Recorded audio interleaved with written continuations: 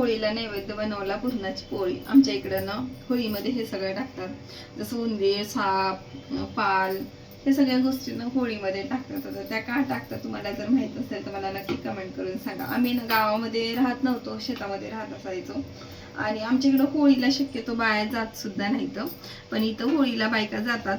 तर मी सुद्धा इथं नैवेद्य दाखवायला जायला लागले. त्याच्यासाठी सगळं आज बनवून घेतलेले, पुरणाची पोळी असो, आमटी असो, भजे, पापड, सगळ्या गोष्टी बनवल्या आहेत आणि होळीसाठी स्पेशल नैवेद्य त्यातून बनवला आहे.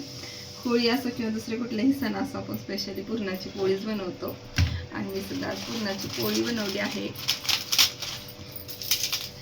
आमच्या इकडे गावाला ना शक्यतो बायका जातच नाहीत होळीला नैवेद्य वगैरे दाखवायला, इथे दाखवतात आणि प्रत्येक घराघरामध्ये होळी असते.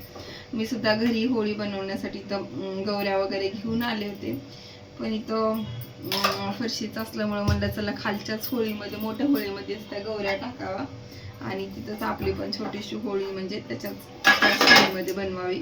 तिथं सगळं मी बनवून घेतलं आणि नैवेद्य इथं तयार करत आहे.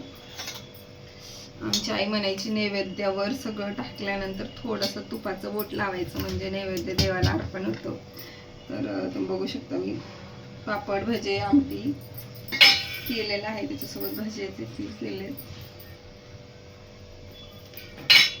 तर तुम्ही मला काय काय केलंय कमेंटमध्ये नक्की कमेंट करून नक्की सांगा. चला बाय, परत भेटूया दुसऱ्या व्हिडिओमध्ये. बाय.